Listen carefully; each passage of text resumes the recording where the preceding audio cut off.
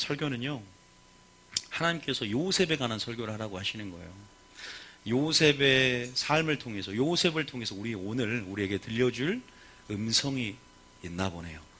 그래서 오늘 특별히 주일날 PPT 설교 준비하지만 오늘 특별히 준비하지 않았습니다. 오늘 잘 들어보시면요, 하나님께서 여러분 가운데 위로를 주실 것이고 돌파할 수 있는 성령의 기름을 부을 것이고, 또 하나님께서 여러분 가운데 정말 요셉의 삶을 통해서 다시 한번 영적으로 도전받고 그렇게 전진해 나가는 시간이 될 줄 믿습니다. 우리가 시편 105편 17편부터 19절 말씀 한번 읽어볼게요. 시편 105편 17절부터 19절 말씀. 이 시편 기자가 창세기를 회고하면서 요셉의 삶을 세 줄로 표현합니다. 세 절로요. 자, 17절 읽어볼게요. 시작. 그가 한 사람을 앞서 보내셨으며 요셉이 종으로 팔렸도다. 그의 발은 착고를 차고 그의 몸은 쇠사슬에 매였으니 곧 여호와의 말씀에 응할 때까지라. 그의 말씀이 그를 단련하였도다. 우리가 창세기에 많은 장을 차지하는 요셉 이야기만 보다가 또 요셉 이야기를 또 영적으로 해석해 놓은, 또 그 안에 하나님 우리 가운데 그냥 초신자는 뭐 역사 이야기로만 끝날지 모르지만 하나님의 역사를 통해서 자신이 그 사건을 행하신 근본 섭리 안의 목적과 뜻을 우리 가운데 계시하고 알려주기를 원하시거든요. 시편 기자들이 보면은 시편 읽어보면 굉장히 많은 어떤 주님의 뜻들을 우리가 시편 안에서 찾아볼 수가 있어요. 왜냐하면 시편은 찬양입니다. 어떻게 보면은 주님의 사랑을 깨닫고 그 사랑에 반응하여서 올려드리는 우리 백성들의 화답이거든요. 어떻게 보면 성경은 계시와 화답으로 되어 있어요. 시편, 여러분도 그런 고백들이 깨달아질 때 오는 거잖아요. 이런 어떤 과거들을 회상하면서 제가 이 절 읽어보니까 17절에 보니까 그가 한 사람을 앞서 보냈다라는 표현을 써요. 이게 굉장한 고백이거든요. 하나님을 앞서 보냈다. 왜 앞서 보냈는가? 이 설교가 끝난 다음에 이 세 절이 해석이 될 겁니다. 보니까 요셉이 뭐 했어요? 17세에, 그죠? 몇 살이에요? 17살 때입니다. 고딩 때. 자아의 실현으로 완성되어지는 또한 질풍, 노도입니까? 청소년기, 어떻게 보면 반항기, 어떻게 보면 사춘기가 올 수 있는 그러한 나이대에 엄청난 고난과 말 그대로 억울함들을 당하는 삶을 삽니다. 요셉의 삶이 참 기구한 삶인데 보면은 형제들에게 미움을 받아서 구덩이에 빠지고 거기에 모자라 종으로 팔립니다. 그죠? 그리고 뭐합니까? 종으로 팔려서 또 보디발의 아내의 유혹으로 끈질긴 유혹, 한 번 자자한 게 아니라 그 성경적으로 보면은 계속 날마다 유혹을 하는 거예요. 그런데 그 한참 불붙을 그 나이에 어떻게 돼요? 그 자리를 피하면서 오히려 누명을 써서 억울한 옥살이를 합니다. 그래서 18절에 그의 발은 착고를 차서 그의 몸은 쇠사슬에 매었으니, 그리고 이 종살이뿐만 아니라 감옥살이를 또 하게 되고 결국은 감옥살이 끝에 뭐가 됩니까? 총리가 됩니다. 이거 전반적인 이야기예요. 자, 이거 모르는 사람은 없을 거예요. 19절에 보니까 어떻게 해석해요? 해석을 어떻게 합니까? 곧 여호와의 말씀이 응할 때까지다.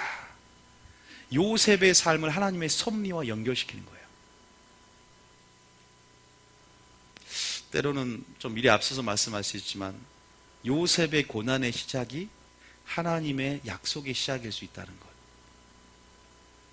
보이지 않는 섭리 가운데 믿음의 눈을 열면서 이렇게 고백되어지고 이렇게 반응하며 결국 이렇게 고백할 수 있다는 것.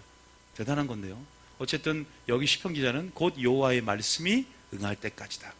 그의 삶의 고난의 시기를 그의 말씀이 그를 단련하였도다라고 이제 고백을 하고 있습니다. 자, 오늘 여러분들에게 요셉의 삶에 대해서 잠깐 얘기를 드렸습니다. 다 알고 있고 주일학교 때 많이 배웠습니다. 제가 이거를 또 뭐 초신자도 있을 수 있으니까 애니메이션 유치부 영상을 틀어드릴까 하다가 5분짜리 실제적으로 제가 영상을 왜 틀어드리냐면 아무것도 아닌 것 같아도 막연한 거하고 실제적으로 이렇게 배경이나 콘텍스트를 보면서 배경이나 이런 부분 안에서 팔려가는 장면을 보면 실제적이거든요. 그게. 그래서 여러분 상상을 하십시오. 이러한 삶이 있어요. 그럼 하나 물어보겠습니다. 요셉이 성경에는 분노했다라는 말이 안 나옵니다. 근데 분노를 했을까요? 안 했을까요? 물어보는 거예요. 분노를 했을까요? 안 했을까요? 억울하게 종사를 했고. 그죠? 정말로 영문도 모른 채 형들이 시기하고 질투해서 구덩이에 파가지고 거기에 묻어버리고 정말 팔려가고 갇히고 이 여러분들이 알지만 어떨까요? 분노했을까요? 분노하지 않았을까요? 어떻게 생각하세요? 성경에는 분노하지 않았다고 뭐 분노라는 말이 안 나옵니다. 오히려 요셉의 삶 가운데 감사가 넘치고 여호와를 경외하며 결국은 하나님의 마지막 하나님의 때 가운데 그를 높였고 총리가 되었단 말이에요. 어땠을까요, 여러분? 분노 저는 했을 거라는 생각도 듭니다. 그런데 문제는 뭐냐면 사람이기 때문에 어때요? 분노할 수 있을 거 아닙니까? 요셉은 사람이 아닙니까? 우리가 화를 내지 않는 사람이 어디 있어요, 세상에? 문제는 뭐냐면 분노할 수 있지만 노를 낼 수 있지만 그것을 하나님 말씀으로 처리하면서 우리가 그 노를 통해서 뭘 짓지 말라? 죄를 짓지 말라는 얘기가 있어요. 그러니까 분노하는 것 자체만 가지고 우리가 죄라고 또 얘기하기에는 좀 그렇습니다. 왜냐하면 에베소서 4장 26절에 보니까 이런 말씀이 생각이 났었거든요. 자, 먼저 차근차근 우리 요셉의 삶에 대해서 우리에게 주는 교훈에 대해서 말하기 전에 4장 26절 한번 잠깐 봐볼게요. 4장 26절에 이런 말씀이 있더라고요. 자, 보세요. 한번 읽어볼까요? 시작.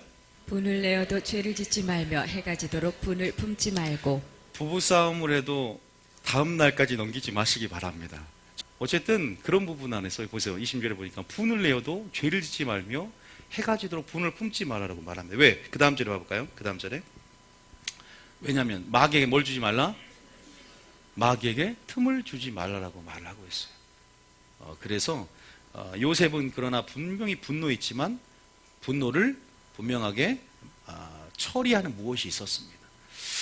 제가 그걸 자세히 봤더니 요셉이 어렸을 때 단서를 하나 찾았어요.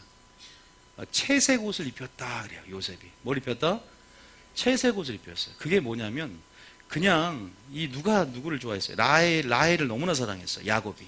그런데 이 레아보다 라헬 너무 사랑했는데 라헬이 죽은 다음부터 누구를 그렇게 좋아해요? 요셉을 좋아합니다. 그 아들인 요셉을 다른 형제보다 어떻게 돼요? 편애를 합니다. 절대 우리가 자식들 앞에서 편애하면 안 되는 것 같아요. 그죠? 이게 상처가 되기도 합니다. 보통 뭐 첫째나 둘째나 셋째나 각자의 갈등이 있을 거예요. 제가 둘째거든요. 둘째는 뭐가 없다? 아니 뭐가 결핍된다? 보통 사랑이 결핍된다 말하는데 그런 것들도 있어요. 여러 가지 부분 안에서 참 저도 2명의 애들이 있지만 어떻게 이거를 정말 어릴 때부터 이게 경험상 부모로부터 가장 가족이 기대가 크기 때문에 상처도 크거든요. 아무것도 아닌 것 같지만 저는 이런 조그만 애들이 바로 인격적이고 이런 조그만 애들이 다 이것들을 말씀을 씨로 내가 가슴속에 심고 이거 다 이거 알고 있는 것을 내가 알고 깜짝 놀랐어요. 어리지만. 그래서 그런 부분 안에서 편애하면 안 된다. 결국은 야곱도 잘못이 있어요. 근데 단순히 그렇게만 해석할 것이 아니라 이 영적, 이런 좀 유대적인 어떤 상황적으로 보면요. 채색 옷을 입혔다는 것은 그냥 무릎까지 내려오는 코트인데 단순하게 이뻐서 옷을 특별하게 좋은 옷을 입힌 게 아닙니다. 바로 장자의 명분. 우리 채색을 입혔다는 것은 그가 장자의 명분으로서 삼다는 거거든요. 여러분 장자의 명분이 뭡니까? 장자의 명분이라는 것은 굉장히 언약의 계승자를 말해요. 그러니까 재산을 상속받을 때도 유대인들은 장자라 그러면 2배를 상속받습니다. 그리고 실제적으로 이제 보세요. 여러분 세상이 만들어지고 족장시대가 될 때 아브라함의 아들이 누구예요? 이삭이죠. 이삭의 아들이 야곱이고 야곱의 아들이 요셉이잖아요. 이런 어떤 계속 대를 걸쳐서 이런 하나님이 가장 아브라함과 첫사람과 언약을 맺으면서 하나님께서 그 언약의 그 약속을 계속 계승해 나가는 거란 말이에요. 그 계승해 나가는 데 있어서 그 믿음의 계보를 잇고 실제적인 언약의 계승자가 된다는 의미예요. 굉장히 특권이고 장자의 특권이라고 그러죠. 굉장히 중요한 위치입니다. 그래서 이것들 가운데 하나님은 요셉을 택하셨고 또 그러한 위치가 있다는 것을 채색옷을 통해서 말해요. 다시 말해서 장자의 명분을 가졌다는 것은 또 말씀을 전수할 책임이 있고 그 약속을 계승할 책임이 있기 때문에 아브라함에게 약속한 것들을 계속 이삭이 받고 이삭이 계승해서 약속신앙 안에서 이삭이 그 약속 받은 것들을 누구 아들에게? 야곱에게. 여러분 아브라함에게 무슨 약속을 했어요? 아브라함에게 하나님께서 아브라함 한 사람에게 나타나서 믿음의 조상 아브라함에게 뭐라 그래요? 내가 너에게 후손을 줄 것이고 내가 너에게 땅을 줄 것이다. 이 두 가지예요. 다른 거 없어요. 성경 전체는 후손과 땅이에요. 그게 뭐예요? 하나님 나라. 다시 말해서 천국이란 땅을 너가 차지하게 될 것이고 너는 천국 백성이 될 것이다. 너로 말미암아 또 씨가 말미암아 예수님이 혈통적으로 태어날 것이고 이제 하나님 나라가 성취가 되어지고 확장되어져서 나중 주님 재림하실 때 그 하나님 나라의 땅을 너가 차지할 것이고 우리가 믿음으로 아브라함 자손이 되어서 뭐예요? 우리도 장자의 명분 가운데 믿음의 계보를 잇고 경건한 자가 되어서 아브라함 자손이 되어서 그 땅을 차지해야 될 줄 믿으시기 바랍니다. 즉 아브라함의 약속이 누구 약속이었어요? 이삭의 약속이었고 이삭의 약속이 누구예요? 야곱의 약속이었고 야곱의 약속이 누구예요? 요셉의 약속이었어요. 어릴 때부터 이 얘기를 밥 먹듯이 들었을 거예요. 여러분 알다시피 요셉이 17세에 이삭이 야곱이 아버지인데 이삭이 죽기 12년 전입니다. 다 같이 어디에 살고 있었다? 헤브론에 같이 살고 있었어요. 어릴 때부터 아버지 아브라함한테 들었던 이삭이 그 내용들에 대해서 유대인들은 계속 신앙 전수가 일어난단 말이에요. 그러니까 어릴 때부터 얼마나 하나님 나라의 사고방식과 성경적인 세계관으로 여러분 무장이 되어 있었을까요? 생각해 보세요. 유대인들은 지금 태어나면 몇 세부터 토라를 가르칩니까? 3세부터 토라를 가르칩니다. 이제 3세가 되면 이제 토라를 외우기 시작해요. 암송할 정도까지 가요. 그리고 언제 성년식을 해요? 13세에 성년식을 합니다. 지금도 그래요. 과거에는 더 했겠죠. 그런 부분 안에서 제가 17세가 이해가 되더라고요. 그리고 얼마나 장자의 명분으로서 또 아버지의 총애를 받았다면 또 그렇게 하나님께서 편애하면서 얼마나 장막 안에서 말씀과 가까이 하면서 물론 그가 어리기 때문에 아직 여러 가지 하나님 나라나 여러 말씀에 대한 부분에서 세계관의 기초가 그래도 어느 정도 형성이 되고 그렇게 나갔기 때문에 17세에 여러분 보세요. 구덩이에 빠지고 그런 종살이 미디안 상인의 종살이로 팔려가는 상황 속에서 여러분 믿음의 동역자도 전혀 없는 상황 속에서 어떻게 그가 흔들리지 않았을까? 생각을 해보세요. 다니엘이 그 젊은 청소년기에 바벨론의 식민지가 되어서 포로로 끌려가서 뜻을 정했답니다.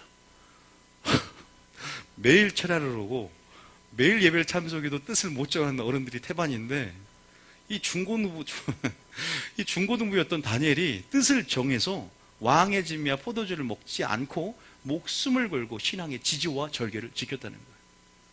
대단한 청소년들이에요. 다니엘 대단합니다. 요셉 대단합니다. 제가 그런 근거들을 보면서 이 헤브론에서 이삭과 야곱과 여러분 제가 그냥 헤브론에서 이삭과 함께 살았다는 게 아니라 창세기 36장에 딱 나와 있어요. 36장 1절 봐보세요. 모든 것은 성경으로 근거합니다. 창세기 36장 1절 봐보세요. 창세기 36장 1절 봐보세요. 36장이 아니라 37장부터입니까? 37장 1절에 보면 자 시작. 야곱이 가나안 땅 곧 그의 아버지가 거류하던 땅에 거주하였으니 이게 헤브론 땅이에요. 제가 이스라엘 가면서 헤브론 땅을 그냥 가지 못했는데 바라봤죠. 그리고 굉장히 그 지리적으로도 갔다 오니까 이런 것들이 실제적으로만 느껴지더라고요. 헤브론에서 이제 여러분 아시죠? 세겜 땅이 있어요. 세겜 땅. 형들이 구덩이에 얘를 팔리기 전에 세겜 땅도 확인해 보니까 막 이제 지도적으로 입체적으로 보이는 거예요. 세겜 땅에 갔더니 형들이 도단까지 도단이 있거든 위쪽으로 도단까지 이렇게 가는 장면이 보이는데 어쨌든 여러분들이 기억할 것은 뭐냐면 그런 부분 안에서 채색 옷을 입혔다. 채색 옷이 뭐라고요? 장자의 명분을 상징한다. 잘 생각하고 계세요. 그리고 그 말의 근거로 해서 어릴 때부터 뭐요? 하나님의 언약을 후손에게 전수하는 신앙 계승자로서의 그 장자의 명분 가운데 얼마나 어릴 때 말씀으로 훈련받았는지. 그리고 여러분 다니엘도 마찬가지입니다. 엄마가 이름을 지어주죠. 아버지가. 다니엘에서 엘이 뭐예요? 엘이 하나님이란 뜻입니다. 전능하신 하나님. 그래서 하나님은 엘, 그렇죠. 엘샤다이, 엘올람, 엘리뇽, 엘로이, 엘베델. 창세기에는 엘이란 표현이 4개가 나오거든요. 그래서 엘 하나님, 막강한 올마이티, 전지전능한 파워, 세상을 창조한 능력의 하나님. 그것들을 이름에 딱 붙인 걸 보면요, 그 이름이 그 사람의 존재입니다. 이름이 그 사람의 성품입니다. 이 이름이 그 사람의 미래였어요. 유대인 사고방식으로. 그래서 이 야곱이 요셉을 그런 부분에서 제가 오늘 특별하게 이 요셉이 어떻게 이런 고난을 이길 수 있었을까?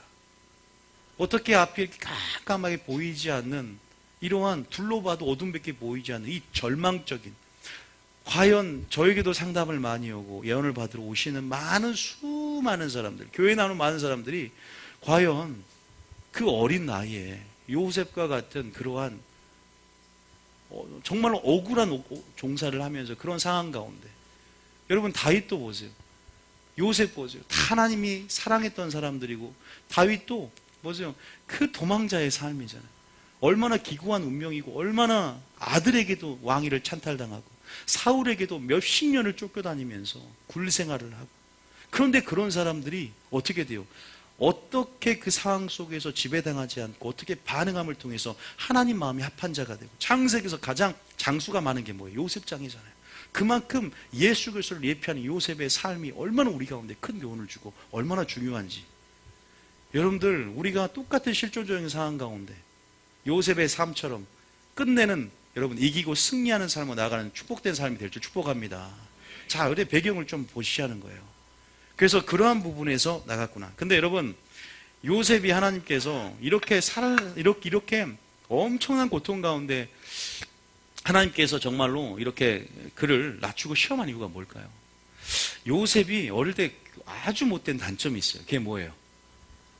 바로 형들에게 일러 바치는 거예요. 그런데 우리가 그냥 성경으로는 일러 바쳤다는 것이 그냥 이렇게 고자질한 정도로 수준하지만, 원어로 보면 원어 이름이 라빠라고 있어요. 라빠라는 용례를 살펴보면 이게 엄청난 거예요. 이 라빠라는 용례는, 일러 바치다는 용례 라빠라는 원어는 중상모략하다, 비방하다, 그리고 왜곡되게 해서 뭐예요? 악평하다는 3가지 뜻이 있어요. 악평하다, 비방하다, 중상모략하다. 그러니까 여러 가지 우리 삶 가운데 우리 개인적으로도 장단점이 있단 말이에요. 그런데 하나님께서 참 보면, 저는 이삭을 봐도 그렇고 야곱을 봐도 그렇고 요셉을 봐도 그렇고, 야곱 보세요. 속이는 자야. 자기 어떻게든 이기적인 욕심으로 장자의 명분, 장자의 그 명분을 자기가 얻고 형을 속여서 뺐잖아요. 그런데도 하나님이 속이는 자라도 구속사 안에서 주님이 그 사람을 사용하더라 이 말입니다. 언약의 계승자로 그 사람을 사용하더라 이 말이에요. 그런데 야곱 같은 경우는 속이는 삶을 사니까 어떻게 해요? 라반에게, 삼촌에게 속임을 당하는 삶을 삽니다. 심은 대로 거둡니다. 기억하셔야 돼요. 저는 성경 전체 안에서 하나님의 원리 가운데, 하나님이 우리 죄는 용서해 주지만 우리 삶 가운데 심은 것들은 우리 인생 가운데, 그것이 알게 맺어지든 모르게 맺어지든 감당치 않을 시험을 주지 않으시는 분이시지만, 우리 가운데 그것을 선용하셔서 선을 이루시고 가장 좋은 곳 가운데 좋은 길로 내주면서 바꿔주시라도 우리 가운데 분명히 없어지지는 않습니다. 심은 대로 거두는 거거든요. 그 공의의 법칙이 있어요. 그래서 야곱의 삶은 자신이 그렇게 속였기 때문에 속임을 당하는 삶이고, 여러분 자세히 봤더니 사도 바울도 그렇게 교회를 핍박합니다. 그렇게 악할 수가 없어, 사도 바울이. 그런데 그가 다메섹도에 주님을 만나고 복음을 전하는데 그 사람처럼 핍박을 받는 사람도 없어. 나는 핍박을 받는다. 여러분 스데반도 마찬가지고요, 사도 바울도 마찬가지입니다. 우리가 물론 그것들이 어떤 공식화되어서 할 수 없는 하나님의 섭리와 경륜이 분명히 나타나 있지만 인생 가운데 저는 성경 전체 안에서 그런 원리들이 우리 인생 가운데 작용도 하고 있다. 그리고 요셉도요, 지금 언약의 계승자가 되어야 된다는 말이에요. 하나님께서 이미 요셉을 선택하셨고 또 하나님께서 선택하셨지만 물론 그 의지 가운데 그 언약의 계승자로서, 여러분 그러니까 배경을 좀 알아야 되는데, 이 요셉의 삶은요 아브라함부터 시작되어서 아브라함에게 그 씨와 땅의 축복을 준 그 축복을, 이 창세기는요 그냥 아브라함 때에서 끝나는 것이 아니라 그 약속이 후대로 계속 계승이 된단 말이에요. 왜냐하면 아브라함에게 너 씨로 말미암아 누가 태어난다 그랬어요? 예수님이 태어난다 그랬잖아요. 그렇죠? 창세기 12장 봐보세요. 창세기 12장. 이게 상당히 중요해요. 고난을 이길 수 있는 방법을 제가 설명해 드리는 겁니다. 창세기 12장에 어떤 약속, 자 12장 1절, 자 이것은 창세기 12장 1절부터 3절까지는요 우리 그리스도인이라면, 우리가 믿음으로 누구 자손 되었어요? 아브라함 자손 되었다면 아브라함에게 준 약속을 모르고 우리는 신앙생활 할 수가 없습니다. 이 약속이 원형이고 이 약속이 골격이에요. 이 약속을 우리가 지금 믿음으로 우리가 계승하고 이 약속을 바라봐야 될 거 아닙니까? 따라합니다. 아브라함의 약속이 나의 약속이다. 그것이 이삭의 약속이었고 야곱의 약속이었고 그것이 요셉의 약속인 줄 믿으시기 바랍니다. 그것 때문에 고난을 이길 수 있었다니까요. 이 약속 때문에, 이 꿈 때문에. 그래서 여러분, 예수님이 누구 피로 태어나요? 아브라함, 이삭, 야곱, 요셉 12지파를 통해서, 그래서 유다지파를 통해서 딱 태어나잖아요. 유다지파에서 누가 태어나요? 한 싹이 남의 이세 줄기 가운데 예수님이 태어나고, 예수님 때문에 우리가 이제는 그 언약의 믿음으로 말미암아 아브라함의 믿음의 계보를 잇는 장자의 명분을 취득하고 장자의 총에만 들어갈 수 있는 그 나라에 들어갈 수 있다는 사실을 믿으시기 바랍니다. 지금 혈통적은 아니지만 믿음으로 아브라함 자손이라고 갈라디아서 3장에 나와 있잖아요. 그러니까 우리가 원형이고 골격인 이 약속이 얼마나 중요한지 아세요? 가장 성경에서 중요한 구속사의 위치를 차지하고 있는 아브라함의 위치를 잘 보고 아브라함을 택한 목적, 아브라함에게 어떤 언약을 하셨는지를 기억하셔야 한단 말이에요. 요걸 알면 굉장히 오늘 쉬워져요. 여기 이 해석이 돼야 된단 말이에요. 그래서 채색옷이 의미가 있는 것이고, 하나님이 중상 모략하고 라빠나는 그 성품이 어떻게 마지막에 바뀌었는지를 보세요. 그 성품을 하나님이 어떻게 다루셨는지를 보라 이 말입니다. 하나님이 우리 가운데 야곱도 다루셨잖아요. 요셉도 우리가 완전해야 사용하는 것이 아닙니다. 믿습니까? 우리의 연약함들을 그대로 들어 쓰셔요. 우리의 기질과 성품을 그대로 쓰시지만 하나님은 하나님의 성품의 참여자로서 환경이란 신앙 재련소에 우리를 집어여십니다. 믿습니까? 낮추고 시험하셔서 우리를 훈련시킨다는 거예요. 왜? 우리의 가장 좋은 것, 가장 좋은 곳으로 우리를 인도하기를 원하시기 때문인 줄 믿으시기 바랍니다.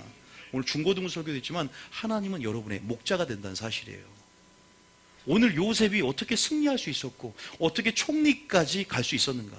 하나님이 아무리 요셉을 택하기로 마음 먹었어도 하나님 입장에서는 예정이지만 요셉은 언제든지 요셉이 아닌 다른 사람을 언약 계승자로 해서 아브라함, 이삭, 야곱, 기모뉴라고 할 수도 있어요. 기모뉴를 넣어갖고 할 수 있다니까요. 그거 아셔야 돼요. 요셉 하기 나름이에요. 하나님이 여러분들 그 나라를 여러분이 주기를 원하시고 여러분이 계속 믿음 안에서 이 약속이 여러분의 약속이 될 줄 믿습니다. 근데 그 약속이 도대체 어떤 약속이냐? 창세기 12장 1절 한번 읽어보겠습니다. 시작.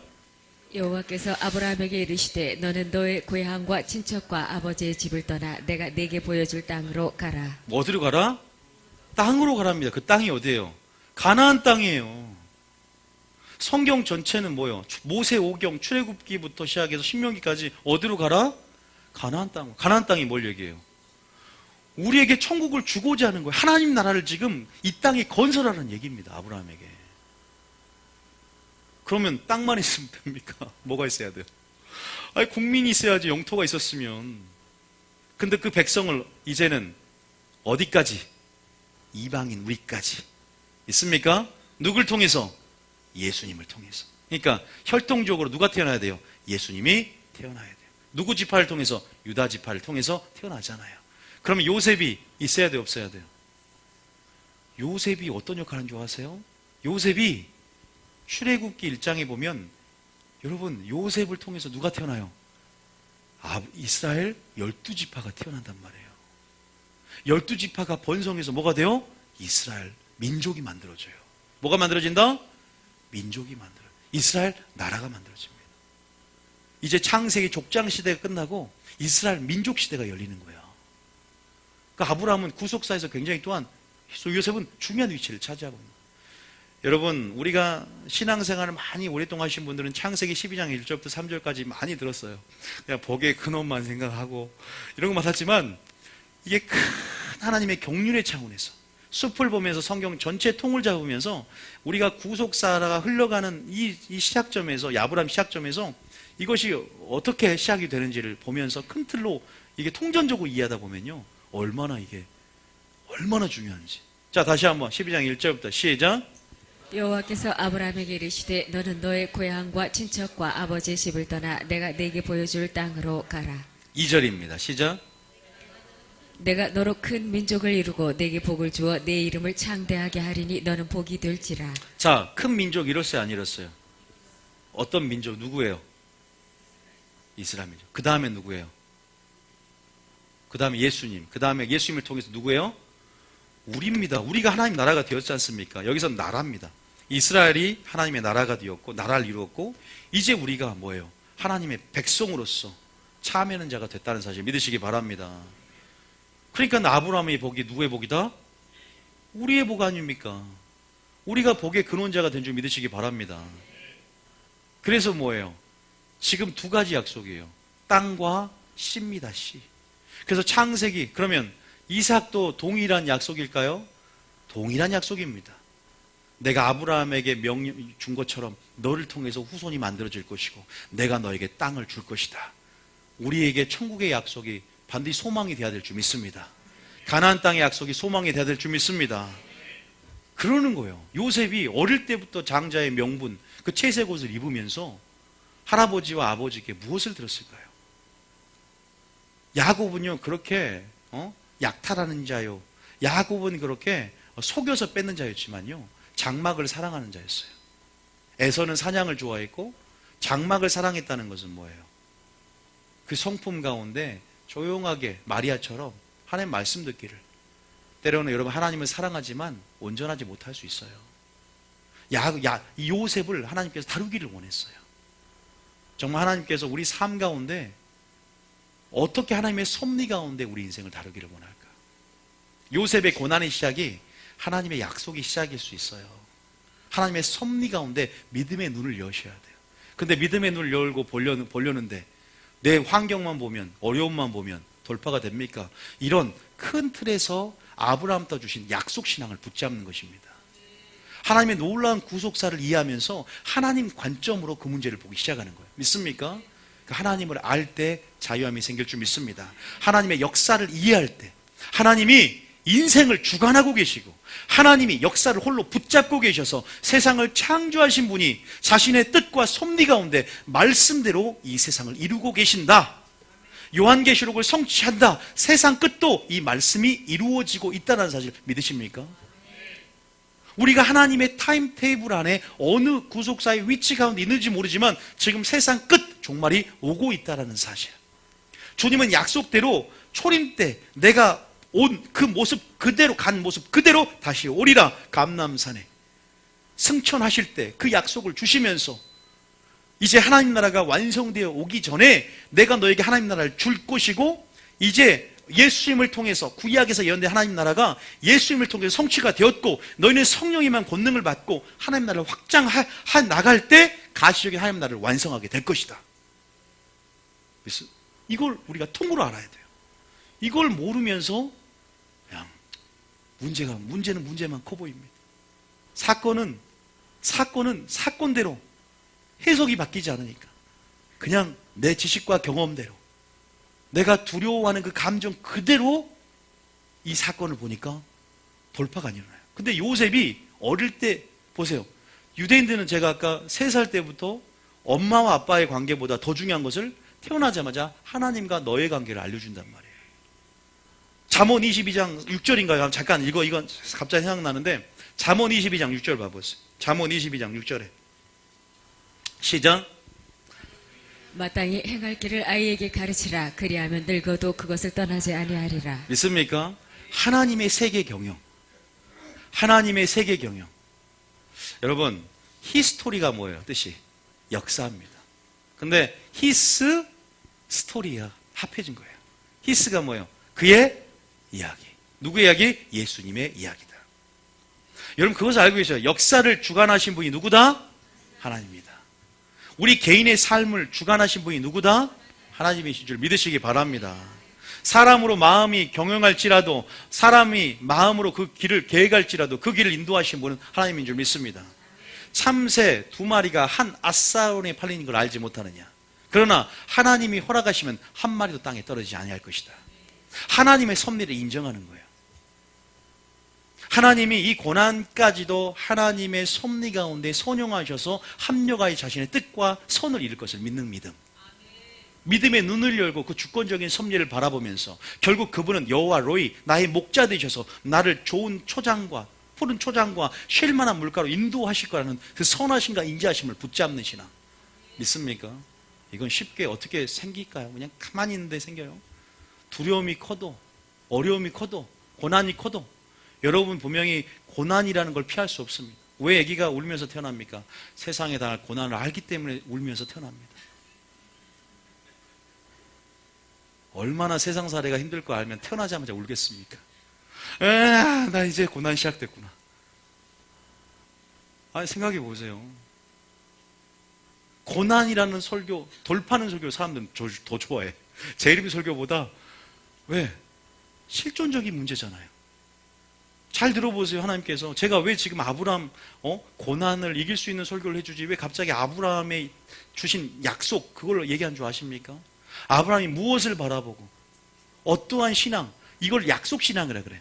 아브라함에게 주신 약속을 당대는 다 성취하지 못했어. 왜? 아니 자기 후손이 하늘의 별과 같이 빛날 것이고, 아니 별과 같이 많을 것이고 바다의 모래처럼 많을 거라고 하는데 아브라함이 이삭 한 명 딱 낳았잖아요. 당대는 성취하지 못하지만 이 언약은 세상 끝날까지 우리를 향한 예언이 포함되어 있단 말이에요. 우리가 이 약속을 붙잡을 때 우리에게 동일한 아브라함을 택한 목적이 우리를 택한 목적이요, 아브라함의 축복이 바로 우리의 축복이 될 줄 믿습니다. 그게 이삭의 축복이었어요. 계속 신앙이 전수되고 언약이 계승되는 거예요. 요셉까지 왔다는 거예요. 이제 이해가 되시죠? 이제 아멘 하시네. 아까 내가 아멘 안 했다가. 여러분 이게 중요하단 말이에요. 이게 성경에서 제일 중요해요. 하나님이 이스라엘 민족 택할 때요, 여러분 아브라함 택할 때 누굴 내다보시지 아세요? 이스라엘 민족 내다보고 택하신 거란 말이에요. 아니요, 이스라엘 민족 넘어서서 예수 후에 우리들을 보면서 아브라함을 택하신 거란 말이에요. 우리까지 복음을 주고 우리까지 하나님 나라 백성 되게 하려고, 그 땅을 주려고. 믿습니까? 제가 요셉이 이런 고난을 이길 수 있는 것, 물론 여러 가지 방법 없는 쪽으로도 성경 설명할 수 있어요. 그런데 저는 여러분들이 정말로 마땅히 행할 길을 가르치라. 그래서 우리가 마리아처럼 말씀을 듣는 신앙에서 하나님의 이런 어떤, 제가 뭐 성경이 맥잡기 홍보하는 거 아니에요. 모세오경 지금 수업을 하고 있어요. 실제적으로 홍보하는 거 아니에요. 그런데 홍보하는 게 아니라 반드시 우리가 알아야 될 거고요. 또 우리가 성경을 통해서 이걸 통으로 하는 걸 필요해요. 그러니까 우리가 나무만 보는 게 아니라 하나님의 구속사라는 걸 이해해야 돼. 통으로. 그 성경의 맥이라 그러죠. 구속사가 어떻게 시작되고 어떻게 또 끝마칠 것이고 하나님 나라로 중심으로 해서 어떻게 시작되어서 어떻게 완성이 될 것인가. 우리는 그러면 그 위치 가운데 어디만큼 왔고 우리는 구속사에서 어떤 위치에 있는가. 그럼 누구 중심으로 생각하게 된다? 내 중심이 하나님 중심이에요. 하나님 중심. 어차피 하나님이 세상의 톱니바퀴와 함께 하나님 역사를 이끌고 계시기 때문에 하나님의 섭리 안에서 이것을 해석하게 되거든요. 하나님의 뜻 안에서 해석하니까 자유함이 생기더라 이 말이에요. 하나도 환경은 변하지 않았어. 그런데 하나님께서 합력의 손을 이루시고 또 하나님이 역사를 통해 행하신 일을 내가 봤거든. 그러면서 하나님이 요셉에게 행하신 걸 봤거든. 그것을 오늘날 우리에게 행하실 일대로 믿음으로 취하는 것인 줄 믿으시기 바랍니다. 믿음으로 취하셔야 돼요. 제가 아까 그래서 잠깐 그 섭리에 대해서 얘기를 하셨고요. 자, 그러면 결론적으로 말씀드리겠습니다. 결론을 말씀드릴게요. 요셉의 삶이 하나님께 섭리 어떤 관계가 있는가? 시편 기자는 말씀이 그를 달겨나있고 말씀이 응할 때가 되어 총리가 되었다. 하나님이 사람을 앞서 보냈다. 어디로 앞서 보내요? 애굽으로 앞서 보냈어요. 하나님이 보냈다는 표현을 씁니다. 시편 기자도. 그럼 요셉도 마찬가지겠죠. 자, 요셉이 결국은 여러분 다 그런 경험 끝에 총리가 됩니다. 총리가 돼서 누가 와요? 이제 흉년이 오니까 이제는 먹을 걸 구하기 위해서 가나안 그쪽 살고 있던 세겜 지방에 살고 있고 헤브론 땅에 살고 있던 요셉과 그의 형제들이 이 애굽의 이 치리자로 있는 요셉 킥소스 왕 때 실제적으로 치리자군 요셉의 왕 때 딱 찾아옵니다. 도움을 구하기 위해서.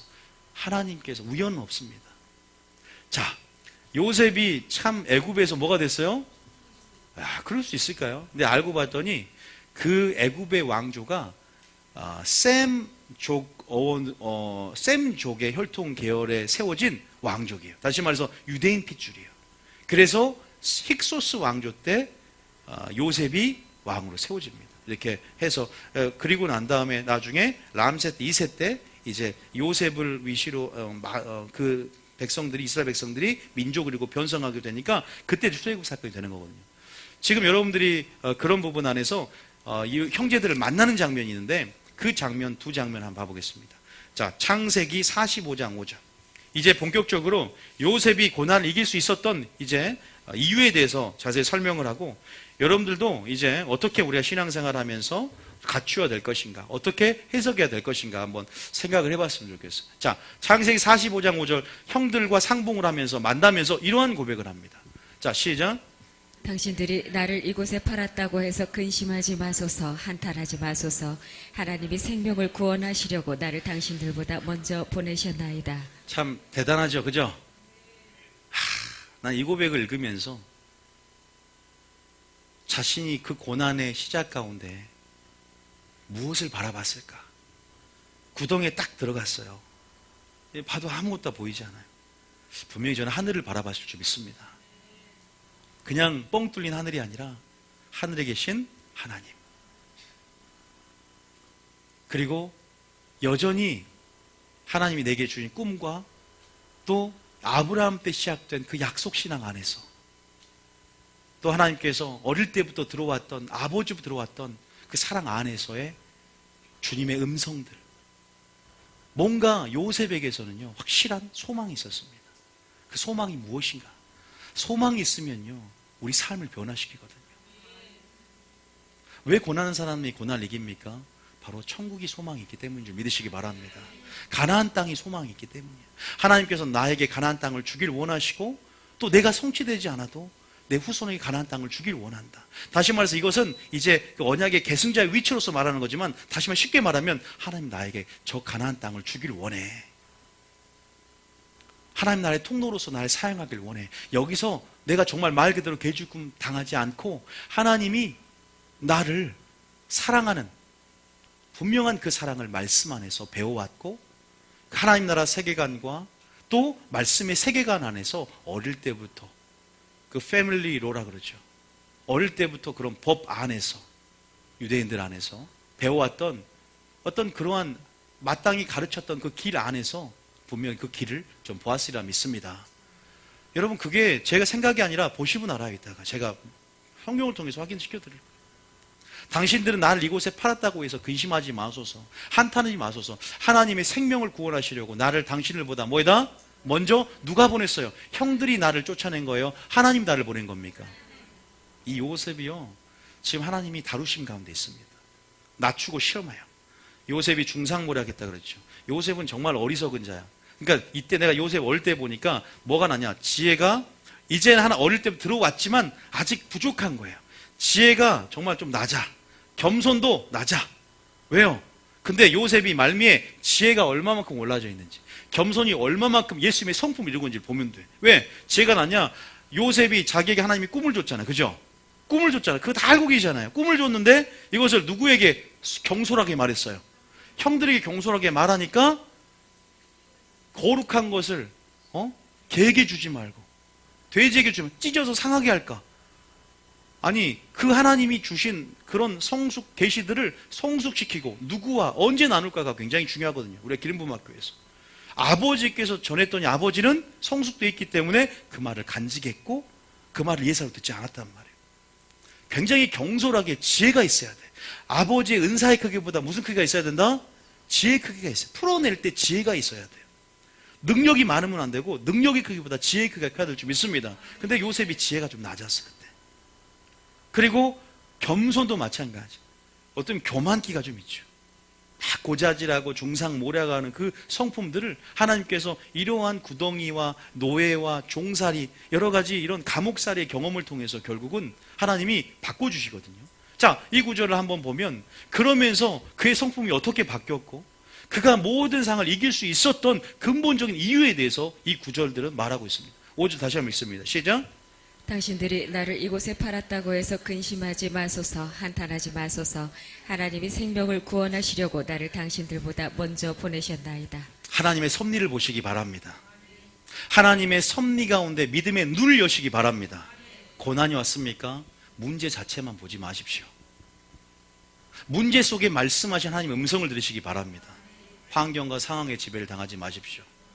먼저 주님을 생각하고 주님을 바라봄을 통해서 하나님께서 나에게 말씀하신 음성을 들을 뿐만 아니라 거기에서 하나님이 직접 일하실 수 있는 기회를 마련해 주시기 바랍니다. 하나님의 섭리가 분명히 우리의 액션, 우리의 반응을 통해서 이루어질 텐데 그것은 감추어진 기회가 될 줄 믿습니다. 우리의 위기는 하나님의 기회가 된다는 거죠. 요셉은 바로 그러한 배경과 그러한 교육, 그러한 가르침 가운데 그러니까 주일학교 교육을 잘 받은 거예요. 평소에 교회에서 그냥 종교인처럼 말씀만 듣고 은혜 받고 가는 것이 아니라 하나님의 세계관과 말씀의 세계관과 하나님 나라 사고방식을 갖추고자 하는 것 가운데 고난을 이기는 거지. 교회에서 한번 잠깐 은혜 받고 세상 살아갈 때는 내 지식과 경험과 이론과 철학과 나의 합리적이고 논리적인 사고방식으로 살아가면 하나님이 성령 역사할 틈이 없는 거예요. 온전하게 하나님의 세계방식, 세계관 이러한 말씀이 내게 채색이 되어서 그런 끝까지 하나님 안에 말씀 안에서 사랑을 얻고 말씀 안에서 그것이 약속이 되어 하나님의 나라, 하나님의 법이 완전히 나를 다스리고 나를 통치하는 삶 믿습니까? 그러한 삶 가운데 우리는 그분이 우리 하나님 됨을 깨닫고 그분이 우리의 하나님 되시기에 내가 너의 하나님 되주시기에 우리가 든든한 소망이 우리 가운데 있음을 통해서 무엇이든 어떠한 고난의 크기가 문제가 아니라 어떤 것이라도 이기게 될 줄 믿으시기 바랍니다. 날 인도할 것이다라는 것이. 날 인도할 것이다. 그분은 나의 목자라는 그 언약의 여호와 로이 하나님을 붙잡게 되는 거예요. 자, 5절에 읽었고 6절까지 읽어봅니다. 6절에. 자, 시작. 이 땅에 2년 동안 흉년이 들었으나 아직 5년은 밭가리도 못하고 추수도 못할지라. 7절 한번 읽어보세요. 시작. 하나님이 큰 구원으로 당신들의 생명을 보존하고 당신들의 후손을 세상에 두시려고 나를 당신들보다 먼저 보내셨나니. 이 흉년을 대비하기 위해서 당신의 구원을 보여줄 뿐만 아니라 이것만 있어요. 여러분 요셉이 있었기 때문에 이러한 사건 때문에 다 고센 땅으로 이주하게 되죠. 어떻게 돼요? 출애굽기의 배경이 만들어집니다. 하나님께서 아브라함이 약속한 너로 말미암아 내가 민족을 이고 그 이스라엘 민족이 이제 생육하고 번성함을 통해서 만들어집니다. 애굽에서 그들을 이끌어낼 수 있는 하나님의 섭리가 이제 나타나기 시작하는 거죠. 믿습니까? 그러잖아요. 이것 때문에 어떻게 돼요? 형들이 다 이주를 해요. 70명 이상이 고센 땅으로. 이 흉년 사건을 인해서. 근데 먼저 한 사람을 앞서 보냈으며 시편 105편 나오죠. 한 사람을 앞서 보내는 거예요. 하나님의 섭리라는 거예요. 여러분의 삶을 주관하시고 다뤄가신 거 믿으십니까? 그냥 정말로 말 그대로 떨어지는 거 아닙니다. 그래서 우리가 철저하게 하나님의 역사 또 하나님의 일하시는 경영 방식들 하나님의 일하시는 방식들 하나님께서 우리 가운데 이제 세상을 경영하는 게 농부잖아요.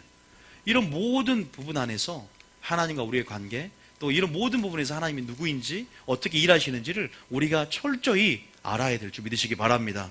그런 자가 좋은 편을 택하여 마지막 때 빼앗기지 않을 줄 믿으시기 바랍니다. 진리의 사랑 안에서 하나님 뜻 안에서 마지막 때 보호하심을 입는단 말이에요. 마귀는 가만히 있지 않아요. 도적질하고 죽이고 멸망시키러 왔기 때문에 여러분 정말로 여러분의 영혼을 노략질해 나가며 정말로 여러분들이 구원의 길이 아니라 다른 길로 나가서 여러분 결국은 이 모든 문제와 사건 가운데 거기에 주목해서 하나님의 섭리를 보지 못해서 낭망하고 절망하게 만들어서 스스로 하나님의 성품을 의심하고 그분 날 인도하지 않아 그분 날 사랑하지 않아 여러분 결국은 곁길로 빠져서 사망에 이르게 한다는 사실을 반드시 믿으시기 바랍니다. 하나님을 안다는 게 진리의 사랑을 입는다는 게 아버지 뜻 안에 언약 안에 머물러 있는 것이 물고기가 물속에 가지가 포도나무 안에 있을 때 가장 행복하고 형통한 줄 믿으시기 바랍니다. 여러분 다 여기 읽고 또 한 구절 더 읽어야 돼요. 창세기 50장. 제가 많이 했지만 또 한번 보세요. 창세기 50장 20절. 창세기 50장 20절. 이 두 고백이 있습니다. 20절부터 시작. 당신들은 나를 해하려 하였으나 하나님은 그것을 선으로 바꾸사 오늘과 같이 많은 백성의 생명을 구원하게 하시려 하셨나니. 어떤 사람 보면요, 저한테 예언을 받으러 오는 사람들 보면, 또 이렇게 상담하는 사람 보면 이것을 할까요 말까요 한단 말이에요. 선택의 문제로 옵니다. 그런데 제가 한 가지 말씀, 자유할 수 있는 방법을 알려드릴게요. 자, 왕상 2장 3절 봐보세요. 왕상 2장 3절. 자, 시작. 내 하나님 여호와의 명령을 지켜 그 길로 행하여 그 법률과 계명과 율례와 증거를 모세의 율법에 기록된 대로 지키라. 그리하면 내가 무엇을 하든지 계속 올려주세요. 어디로 가든지 형통할지라. 무엇을 하든지 어디로 가든지 뭐 한다? 방법이 있죠. 방법론이에요. 여기 어떤 것을 선택하는 문제, 방법론적으로 형통이 있습니까? 뭐에 형통이 있습니까? 하나님의 관계. 네가 명령을 지켜 그 길로 행하며 법률과 계명과 율례와 증거를 모세율법으로 기록된 대로 지키면 뭐한다? 형통한다. 여호수아에게 했던 말이죠. 요셉에게도 이 말을 했어요. 요셉이 이 말을 붙잡았거든요. 네가 무엇을 하든지 어디로 가든지 선택의 문제가 아니라는 겁니다. 네가 잘못된 것을 선택하고 악한 상황이 왔을지라도 내가 혹여나 하나님은 그것을 선용하셔서 합력하여 선을 이룰 수 있는 분이세요. 그것을 바꿔서 선을 이루게끔 만드신 분이에요. 잘못된 길을 걸어도 또 다른 길을 내시는 분이에요. 여러분이 끝까지 기도하고 하나님 의지하면 믿습니까? 당신은 나를 해하려 했으나 하나님은 그것을 선용하셨다는 거예요. 그것이 그런 하나님의 섭리를 이루는 어떠한 그러한 부분으로 그것까지도 선용하셔서 자신의 뜻을 이루셔서 결국 그 약속 신앙 안에서 이스라엘 민족이 요셉을 통해서 출애굽의 배경이 되게 하셨다는 거예요. 그리고 또 그들에게 양식을 제공함을 통해서 7년 흉년을 대비하게 하시는, 앞서서 보내셔서 그 지혜 가운데, 그래서 그래야만 애굽이 무너지지 않고 애굽이라는 강대국 가운데 보호하심을 입고 혈통을 지킨단 말이에요. 그 하나님의 거대한 섭리를 우리가 어떻게 이해합니까? 제가 자동차를 타고 가는데 제 아내 자동차가 저기 뭐예요? 워셔액이 없더라고요. 워셔액이 없었어요. 자, 보세요. 하나하나 파노라마가 퍼즐이 맞춰지듯이 워셔액이 없는데 내가 안 놓고 있었어. 그런데 내가 오늘 아침에 일어났는데 갑자기 이제 묵상을 좀 하다가 갑자기 불일 듯 자동차를 뭐 해야 된다? 세차를 해야 한다는 마음이 딱 온 거야. 아내 차를 일단은 세차를 해야 되나 내 차를 세차해야 되나 생각을 했어요. 근데 좀 이기적으로 내 차를 세차해야 되겠다. 세차라는 마음을 주니까 아내 차는 저 차보다 더 더러워요. 근데 내 차를 세차해야 되겠다 생각하고 내려갔어요. 근데 내 차가 교회에 있는 거야. 깜빡. 근데 아내 차가 딱 있는 거예요. 더러워서 못 보겠는 거예요. 그래서 아내 차를 타고 가는데 그래도 워셔액을 한번 넣어야지 하고 제가 그날따라 아내 차를 세차를 평소에 안 하는데 그날 하나님이 세차하라 그래서 딱 갔어요. 가서 워셔액을 넣으려고 그랬는데 갑자기 그랬는데 이 차 요만한 못이 박혀 있다는 거예요. 요만한 못이 타이어에. 그러니까 하나님이 보세요. 하나 예를 들지만 여러분 그거 저가 아내 차 안 타기 때문에 아내 차가 타고 다닐 때 아내 잘 몰라요. 그런 걸 빵꾸 난지도 모르고 요만한 못이 박혀 있더라고요. 그 뒤에. 그러면서 그 사람이 살펴주면 그것만 놓고 오려고 그랬는데 세차 막 오려고 그랬는데 그 생각해 보면 워셔액을 안 넣었으니까 망정이죠. 그죠? 워셔액을 안 넣었으니까 또 거기 워셔액을 넣으러 간 것이고 세참하러 간 것이 아니라 정비소에 워셔액을 넣으러 이거를 와이프 그러면서 그것을 발견했죠. 하나님께서 그 못을 바뀌는 모든 상황 속에서 예견될 수 있는 부분들 안에서 또 마음의 감동을 세차하는 사람이 세차하는 마음을 줬죠. 하나하나 모든 것들이 하나님 안에서 연결되어지면서 여러분들은 어떻게 우연히 생각할 수 있지만 그게 나한테는 감사의 조건을 바뀌더라고요. 있습니까? 그런 것들이 작은 것이지만 그런 것들이 굉장히 많았거든요. 감사의 조건을 바뀌는 것들이. 그렇죠? 아무것도 아니가지고 여러분 삶 가운데 그런 경우 한 적 있잖아요. 어떤 부분 안에서 어떤 부분에 자녀가 빨리 죽었어요. 근데 그 부분 안에서 하나님께서 이 자녀의 미래를 알고 있어요. 그래서 어떻게 보면 지금 예를 들어서 빨리 또 이렇게 생명을 거둬간 것이 은혜일 수 있는 부분들을 찾아보면 굉장히 많거든요. 왜냐하면 물론 그것을 극단적으로 얘기할 수 없지만 어떤 이야기를 들어보니까 전쟁이 일어나는데 모두 비참하게 죽었다는 거예요. 몇 년 후에, 3년 후인가. 근데 이 아들은 그래도 하나님 안에서 이렇게 그러니까 우리가 하나님의 어떤 주권적인 섭리 가운데 범사의 그를 인정하고 모든 걸 감사의 조건으로 바꾸면 분명히 그것들을 또 깨닫게 하시거든요. 믿습니까? 제 말은 그런 거예요. 하나하나 우리 가운데 하나님의 섭리 안에서 하나님께서 한 아사련의 두 참새가 팔리지만 한 마리도 땅에 주님의 허락이 떨어지지 않는 것처럼 우리가 모든 이러한 악한 상황, 당신 나를 하혈했지만 끝까지 하나님의 섭리, 하나님의 내 개인의 삶의 역사를 이끌고 계심을 믿고 사람의 마음으로 계획할지라도 그 길을 인도하신 분 하나님을 믿고, 믿습니까? 그 걸음을 지도하신 분 하나님을 믿고 내 삶 가운데 하나님이 함께 행하기를 원하는 그 하나님의 열정을 사랑하고 하나님은 너의 목자가 된다. 내가 너를 푸른 초장에 쉴 만한 물가로 난 인도하는 하나님이라는 것을 믿고 다윗이 그 쫓기는 상황에서 그 시를 썼던 것처럼 우리 삶 가운데 주님의 이름을 신뢰하고 하나님의 섭리 안에서 믿음의 눈을 열고 반응해야 될 줄 믿습니다. 고난이 하나님이 축복을 주는 기회요. 고난 넘어 감추어진 믿음의 눈으로 축복 기회를 보시기 바랍니다. 이 위기가 하나님이 내게 일하실 수 있는 기회요. 그 섭리가 열어지며 합력의 선을 이룰 수 있는 기회임을 믿고 반응하시기 바랍니다.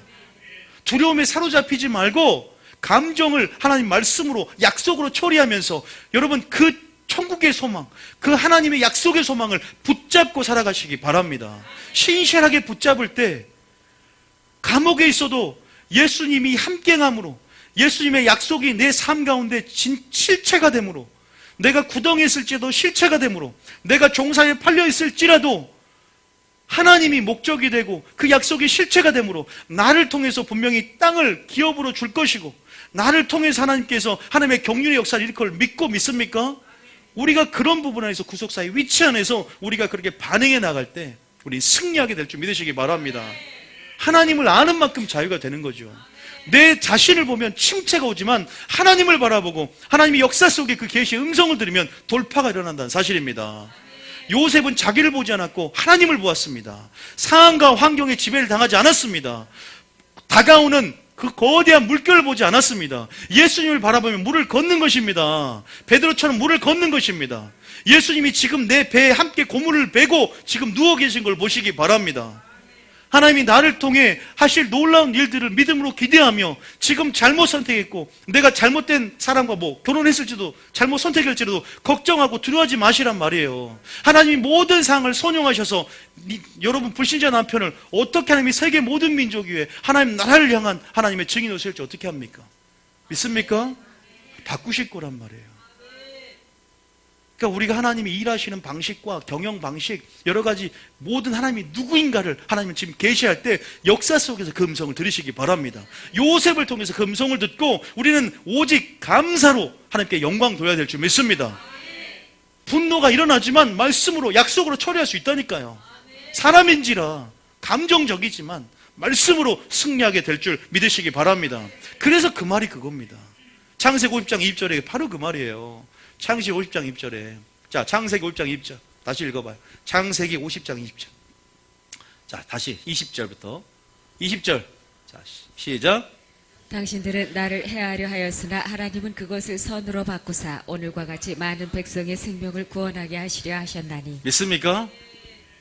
그러니까 내 중심에서 누구 중심? 하나님 중심. 내 관점에서 누구 관점? 하나님 관점. 그렇게 만들어지려면 말씀을 많이 듣고 하나님 나라 사고방식과 성경적인 세계관으로 갖춰야 된다. 그래서 하나님 우리의 무엇을 바꾸러 왔다? 기준을 바꾸러 왔다. 어떻게 사랑하라? 내가 너희를 사랑한 것 같이 예수님을 바라보며 진리에서 그 사랑을 배워라. 그런데 잠깐 교회에 왔다가 은혜 받고 마는 게 아니란 말입니다. 무의식 가운데라도 하나님의 성품으로 꼴지어서 우리가 말과 행동과 생각 가운데 내 삶을 통해서 하나님 나라를 보여주고 하나님 의를 나타내며 또 그렇게 또 설교도 하기 원하고 전파하기도 원하고 내가 메신저로서도 삶이 있지만 저 역시도 내 살아가는 메시지가 되시길 원한다는 거예요. 믿습니까? 저를 보았으면 하나님의 영광을 보았고 나를 보았으면 아버지를 보았으리라. 우리가 작은 예수가 되는 것. 그걸 하나님이 원하시죠. 이 요셉은 이러한 신앙의 재련소, 환경이라는 신앙의 재련소, 이 상황 속에서 연단되어졌고요. 말씀이 그를 연단했고요. 그 역시도 범사의 주님을 인정하면서 하나님 관점으로, 하나님 중심으로 늘 하나님이 함께 행함으로 내가 감옥에 있어도 여기 천국이고 종살이도 여기가 천국이고 여기가 구덩이여도 천국이 된 거예요. 하나님이 나를 버리지 않고 나를 인도하시는 그 섭리를 믿고 어떻게 선을 이루실까? 하나님 나를 통해서 이 상황 속에 어떻게 일하실까? 막 기대하는 거야. 근데 우리가 어려울 때 기대가 됩니까? 기대하시기 바랍니다. 어려울 때가 뭐다? 기회인 줄 믿으시기 바랍니다. 어려울 때가 바로 간증의 기회예요. 어려울 때가 하나님께서 역사할 기회라는 사실입니다. 막 기대를 돼요. 그런데 고난 가운데 울기만 하겠습니까? 사람이 울 수도 있지만 뚝 그치고 그 길을 보시기 바랍니다. 우리를 어디의 길로 인도한다? 의의 길로 인도하시는도다. 우리 영혼을 소생시키시고 살리고 결국 우리를 의의 길로 인도하시죠. 하나님, 이 요셉이 우리에게 이렇게 음성을 주는 하나님께서. 자, 그러면서 21절 가보세요. 21절에 시작. 당신들은 두려워하지 마소서. 내가 당신들과 당신들의 자녀를 기르리이다 하고 그들을 간곡한 말로 위로하였더라. 우리 요셉이 뭐예요? 달라졌어요. 여러분, 제가 이건 시간이 없기 때문에 말씀 못 드리지만 요셉이 뭘로 유명해요? 꿈 해석으로 유명하죠. 그게 뭐라는 줄 아세요? 옛날에는 멍청하대. 지혜가 낮았어. 막 자랑해. 근데 지금은 지혜가 있었다. 이제 지혜 두 가지 생겼어. 지혜와 겸손인데 뭐래요? 꿈의 해석은 누구에게 있다? 주께 있다라고 말합니다. 그리고 여러분 굉장히 겸손해졌고요. 형들이 왔을 때도요. 형들이 자기 신분을 바뀔 때 와라 끌어안고 막 급하지 않아. 경거망동하지 않아. 가만히 형들이 이것을 상기해내고 죄를 고백해내며 그것들 가운데 다시 한번 하나님 앞에 그런 어떤 회개를 이끌어내기 위해서 베냐민을 놔둬두고 가라. 이런 지혜가 딱 들어와요. 그리고 형들의 자녀를 내가 키우겠다라는 용서, 사랑, 겸손, 지혜. 이제 은사를 줘도 능력을 줘도 이제 하나님이 안심되고 줄 수 있을 만큼 이 총리 훈련을 이렇게 시켜놨어요. 남들은 감옥에서 종사람에서 총리 훈련 배웠다 맞는 말인데요. 그것보다 본질적인 것은 하나님을 경외함을 통해서 주님의 성품이 만들어진 거예요. 정치 배운 거, 그것은 방법론적으로 배우긴 하지만 중요한 것은 주님의 성품으로 바꿔놨기 때문에 믿습니까? 하나님의 경영권을 맡기고 총리라는 경영권을 맡긴 줄 믿으시기 바랍니다. 그가 사역하는 사역도 그렇고 얼마나 지혜로운 치리자예요. 겸손한 치리자예요. 여러분 보세요. 그러면서 제일 마지막 줄 보면 분명히 약속신앙, 하나님의 섭리 안에서 얼마나 가나안 땅을 사모했는지를 딱 나옵니다. 그가 결국 천국을 뭐 했다? 소망으로 살았기 때문에 고난을 이겼다는 말이 나와요. 제일 아랫줄 봐보세요. 제일 아랫줄. 몇 절인가요? 24절, 25절. 24절, 25절. 시작. 요셉이 그의 형제들에게 이르되 나는 죽을 것이나 하나님이 당신들을 돌보시고 당신들을 이 땅에서 인도하여 내사 아브라함과 이삭과 야곱에게 맹세하신 땅에 이르게 보세요. 하시리라 하고. 자, 요셉이 누구를 언급해요? 제가 아까 우리는 알잖아 이제. 아브라함, 이삭, 야곱, 요셉 하면서 약속신앙 안에서 아브라함의 약속이 이삭의 약속이 우리 약속이 된다 그랬죠. 그래서 예수님 시로 말미암아 우리가 하나님 나라가 되는 것까지 내다보시고 아브라함을 한 개인에게 다가오시면서 그때 처음으로 택하고 부르신 거예요. 에녹도 있고 여러분 많이 그 전에 있지만 그 사람들이 구속사의 중심이 아니라 아브라함 한 사람이 시작점이에요. 굉장히 중요해요, 여러분. 반드시 기억하세요. 그러니까 아브라함과 이삭과 야곱 얘기를 하는 거예요. 맹세하신, 약속하신, 언약하신 땅, 가나안 땅, 천국에 이제 이를 텐데. 자, 그 다음 절 여러분. 이것을 소망했어. 자, 시작. 요셉이 또 이스라엘 자손에게 맹세시켜 이르기를 하나님이 반드시 당신들을 돌보시리니 당신들은 여기서 내 해골을 메고 올라가겠다 하라 하였더라. 고난을 이길 수 있었던 것은 보세요. 내 해골까지 죽으면 어디로 묻어라? 천국을 예표하는 가나안 땅에 가져가라 이 말입니다. 거룩한 성 에루살렘을 바라보는 신앙이에요. 하나님이 지으시고 경영하실 터가 있는 성을 바라보는 것입니다. 믿습니까? 그게 어디 나와요? 히브리서 11장, 히브리 11장 봐보세요. 우리가 이런 것, 고난을, 그러니까요, 해석이 중요한 거예요, 해석이. 고난은 안 바뀌어. 환경이 안 바뀌는데 해석이 바뀌면 될 줄 믿으시기 바랍니다. 해석이 바뀌면 그게 믿음이 되는 것이고 자유함이 생겨요. 자, 히브리 11장 요셉 이야기 어디 나옵니까? 나옵니까? 22절. 자, 좋습니다. 자, 시작. 믿음으로 요셉은 임종시에 이스라엘 자손들이 떠날 것을 말하고 또 자기 뼈를 위하여 명하였으며. 이게 무슨 의미가 있냐? 이게 무슨 의미가 있을까? 자, 이게 무슨 말이에요? 자, 16절에 이런 얘기입니다. 16절. 시작.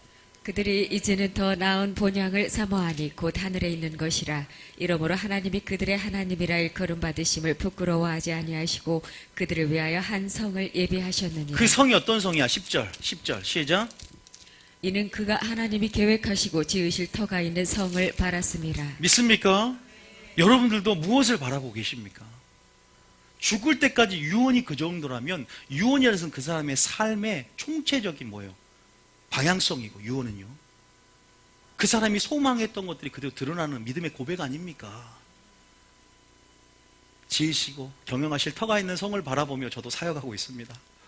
고난을 이기고 있고 그 하나님 나라를 나에게 주셨고 이제 완성될 것이고, 그러니까 여러분들이요, 종교인만 안 되고 그 천국을 바라보면서 또 하나님의 섭리 안에서 자기의 위치를 확인하며 나를 통해 또 구속사가 이룰 것을 믿고 내가 하나님의 동역자로서 늘 그의 나라와 의를 구하며 하나님 관점과 중심으로 살아가는 자들 가운데 고난이다. 고난은 나의 불순물을 제거해 주시고 오히려 정금같이 믿음으로 나와서 하나님 오실 때 칭찬과 영광과 존귀를 얻는, 믿습니까?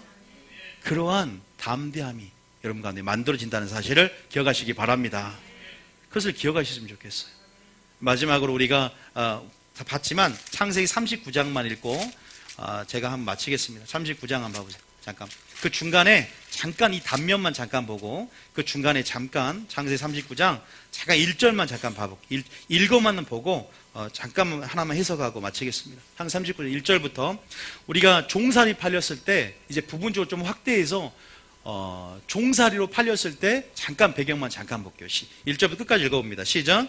요셉이 이끌려 애굽에 내려가매 바로의 신하 친위대장 애굽 사람 보디발이 그를 그리로 데려간 이스마엘 사람의 손에서 요셉을 산이라. 2절입니다. 여호와께서 요셉과 함께 하심으로 그가 형통한 자가 되어 그의 주인 애굽 사람의 집에 있으니 그의 주인이 여호와께서 그와 함께 하심을 보며 또 여호와께서 그의 범사에 형통하게 하심을 보았더라. 4절까지. 요셉이 그의 주인에게 은혜를 입어 섬김에 그가 요셉을 가정 총무로 삼고 자기의 소유를 다 그의 손에 위탁하니.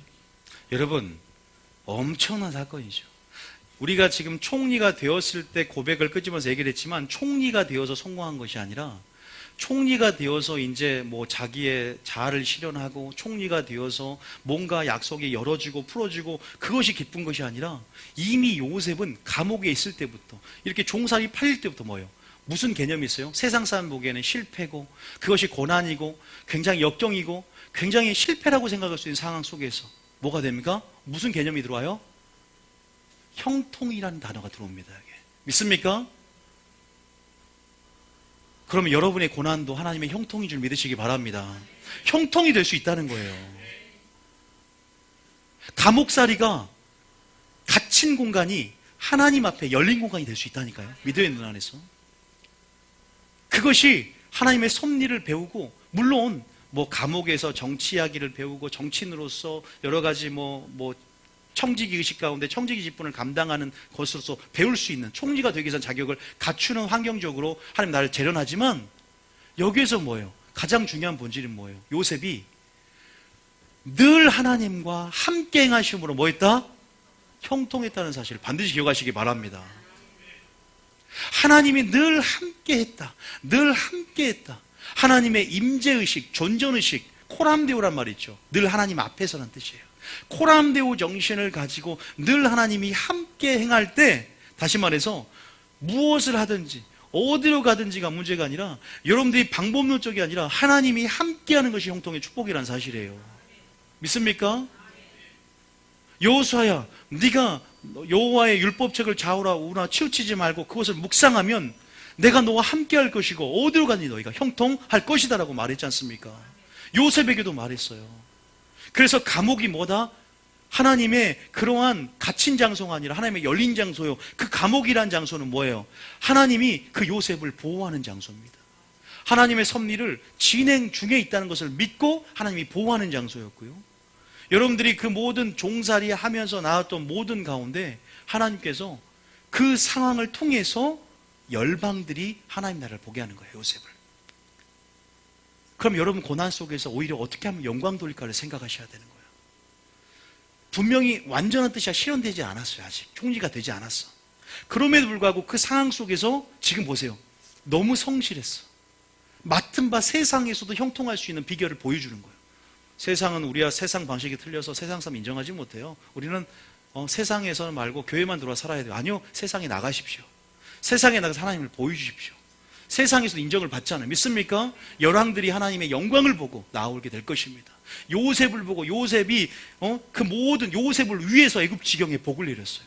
여러분 때문에 여러분 기업이 복을 받고 가정이 복을 받고 여러분 남편이 복을 받고 믿습니까? 아내의 착한 행실을 통해서 하나님께 돌아오듯이 복음 안 전해도 돼요. 내 삶을 통해서 주님을 보여주십시오. 믿습니까?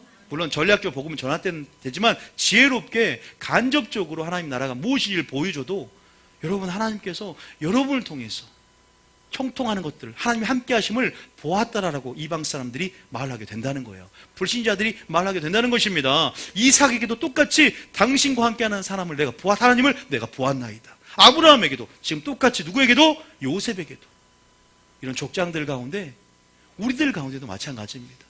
나를 보았으면 아버지의 영광을 보았으리라. 하나님의 나라, 하나님의 의를 드러내는 삶을 사시기 바랍니다. 그것이 뭐였어요? 정직했습니다. 그 상황 속에서 성실했습니다. 게으르지 않았습니다. 답은 뭐예요? 요셉의 보디발의 아내가 그렇게 꾀고 날마다 집요하게 간음을 하고 잠을 청했지만 그것을 뿌리쳤어요. 음란, 이 정욕은요 사라지는 어떤 성향이 아니에요. 무조건 피해야 됩니다. 음란과 싸워 이길 수 없습니다. 여러분 그것은요 무조건 피해야 되는 거예요. 오히려 하나님께 중독이 돼야 됩니다. 환경 가운데 이긴다고 어떠한 사람도, 다윗도 여러분 밧세바 여인을 범했단 말이에요. 그가 완전할 때. 다시 우리가 그 환경을 피하는 거예요. 근데 어떤 말을 하냐? 내가 어떻게 하나님 앞에서 득지하리요? 하나님 앞에서 코람데오 정신을 가지고 존존의식, 임재의식 가운데 내가 들어갈 천국에 들어가지 않았어도 지금 임하는 천국을 경험하면서 하나님의 통치 아래에 있는 것입니다. 믿습니까? 하나님의 말씀의 세계관과 하나님의 사고방식, 다시 말해서 그런 하나님의 사고방식 안에서 여러분 여전히 아까 말씀드렸지만 그 천국, 하나님의 지으시고 경할 터가 있는 성을 하나님 바라보면서 천국에 들어갈 것을 바라보면서 하늘의 시민권자로서의 정체성을 가지고 하나님의 자녀로서의 정체성을 가지고 이 땅 가운데 하나님 그 말씀을 살아내고 하나님이 마치 내 앞에 있는 것처럼 하나님이 나를 항상 보고 있다는 그런 임재의식 안에서 존전의식 하는데 우리가 두렵고 떨림으로 죄를 짓지 않고 득지하리까 죄를 짓지 않고 살아가는 그런 삶으로 많은 사람에게 또한 칭찬을 받았다는 사실을 믿으시기 바랍니다. 많은 사람이 인정을 했다는 거예요. 다시 말해서 이 본문을 통해서 우리가 세상에서도 뭐한다? 하나님을 보일 수 있다 없다? 보일 수 있다는 사실을 믿으시기 바랍니다. 형통이라는 게 분명히 들어와 있다는 거예요. 결코 실패가 아닙니다. 가난이 결코 실패가 아닐 것입니다. 여러분이 그 상을 선용하셔서 하나님을 보일 수 있는 기회, 또 여러분들이 늘 여러분 마음 가운데 말이나 일에나 하나님의 영광을 하고 여러분들이 주님을 나타내고자 하면 그 상황 속에서 하나님은 또 다른 형통의 개념을 주시고 진짜 또한 총리가 됨을 통해서 또 형통의 개념을 풀어놓는다는 사실을 믿으시기 바랍니다. 그게 나가야지 않을까요? 정리하겠습니다. 끝까지 포기하지 않았던, 인내했던, 그리고 범사의 주님을 인정하며 그리고 사람으로 마음으로 계획할지라도 그 길을 인도하실 분 그 하나님을 믿고 또 하나님의 존전의식과 임재의식, 코람데오 정신을 가지고 늘 언약 안에 하나님 안에 함께 행하는 주님이 함께 하실 수밖에 없는 믿음의 삶을 살아냄을 통해서 어떠한 상황 가운데서도 예배자가 되었고 어떠한 낮추고 시험할 때 그 마음이 어떠한지 명령을 지키는지 안 지키는지 하나님이 시험할 때 구덩이의 상황에서도 감옥의 상황에서도 종살의 상황에서도 믿음은 흔들리지 않고 자로는 치우치지 않으며 그 말씀을 붙잡고 승리했던 여러분 요셉처럼, 또한 그의 소망이 하나님이 지으시고 경할 터가 있는 그 성을 바라보며 또 하나님의 주권과 섭리 가운데 아브라함과 이삭과 야곱에게 약속하신 그 약속을 붙잡고 그 꿈을 붙잡고 여러분 살아갈 때 우리는 어떠한 고난이 와도 예수를 바라봄을 통해서 승리하게 될 줄 믿습니다. 우리 마지막으로 시편 23편 읽고 마치겠습니다. 시편 23편 1절부터 우리의 하나님 뭐가 된다? 우리의 목자가 되십니다. 이 시는 사울에게 쫓김, 압살롬인가요? 쫓김을 당하고 도망 다닐 때 아주 긴박하고 목숨이 위협받는 상황 속에서 쓴 그런 시입니다. 성령의 감동 가운데 쓴 시입니다. 읽어봅니다. 시작. 여호와는 나의 목자시니 내게 부족함이 없으리로다. 2절에 그가 나를 푸른 풀밭에 누이시며 쉴만한 물가로 인도하시는 반드시 여러분을 풀밭으로, 여러분 반드시 물가로 인도할 줄 믿으십니까? 인도하실 겁니다. 포기하지 않을 것입니다. 왜? 나는 너를 인도하는 길에는 목자다고 우리에게 계시했기 때문입니다. 그 이름의 능력을 맛보십시오. 요셉이 끝까지 주님을 알았고 주님의 성품을 알았고 여호와 로이 목자 하나님을 알았고 결국 나를 인도하시며 가장 합력할 선을 읽고 믿는 그 믿음 안에 승리했던 것처럼 여전히 끝까지 양으로서 목자의 음성을 들으시기 바랍니다. 양으로서 목자의 음성을 듣고 따르시기 바랍니다. 끝까지 요셉이 주님의 양의 양으로서, 요셉이란 양이 예수님의 음성을 듣고 따름을 통해서 하나님께서 함께 하실 수밖에 없는, 그래서 함께 할 수밖에 없기에 형통할 수밖에 없던 것처럼 이 시편을 여러분도 써내려가야 돼요. 힘들 때마다. 3절 시작. 내 영혼을 소생시키시고 자기 이름을 위하여 의의 길로 인도하시는도다. 여러분 결국 의의 길로 뭐 한다? 인도하고 생명의 길로 인도하고 예수님이 가신 길로 계속 인도함을 통해서 반드시 여러분 천국을 주실 것이고 반드시 좋은 길을 낼 줄 믿으시기 바랍니다. 영혼도 소생시켜 주십니다. 자, 그 다음 절까지 4절 시작. 내가 사망의 음침한 골짜기로 다닐지라도 해를 두려워하지 않을 것은 주께서 나와 함께 하심이라. 자, 누가 고백했어요? 요셉이, 다윗이 고백했지만 주와서 나와 함께 하심이라. 저는 이것이 다윗이지만 왜 이렇게 요셉이 썼을 거라는 생각이 들어요. 저는 내가 사망의 음침한 골짜기로 다닐지라도 해를 두려워하지 않을 것은 주께서 나와 함께 하심이라. 그래서 언약을 배워야 되는데, 언약을 배우면 더 쉽게 이해해야 되는데, 어쨌든 주의 지팡이와 막대기 하나님의 치리한 도구지요. 나를 보호하시는 도구입니다. 나를 안위하시리로다. 그러면서 그 다음 절에 시작. 주께서 내 원수의 목전에서 내게 상을 차려주시고 기름을 내 머리에 부으셨으니 내 잔이 넘치나이다. 할렐루야. 6절에 내 평생의 선하심과 인자하심이 반드시 나를 따르리니 내가 여호와의 집에 영원히 살리로다. 끝까지 요셉은 주님의 성품을 의심해 본 적이 단 한 차례도 없습니다. 범사의 주님을 인정했습니다. 역사를 알았어. 역사 속의 음성을 들었고 그 약속 신앙 안에서 그 꿈, 그 비전 안에서 그리고 그 호람되어 정신, 늘 여호와의 로이, 그 목자라는 주님의 그 이름의 계시, 주님을 맛봤고 선하심과 인자심을 맛봤기 때문에, 그리고 내 중심이 아니라 주님 중심으로 주님의 주권을 양도하며 이제는 주님이 한 개인의 역사를 주관하시고 세상을 다스리는 것들을 깨달았기 때문에 하나님을 알아야 됩니다. 하나님을 알아야 됩니다. 믿습니까? 하나님을 아는 것, 마리아의 영성으로 하나님을 아는 것, 배우는 것, 추구하는 것, 진리를 추구하는 것, 진리를 사모함으로 들어가는 것, 이것이 우리가 영원히 사는 길인 줄 믿습니다.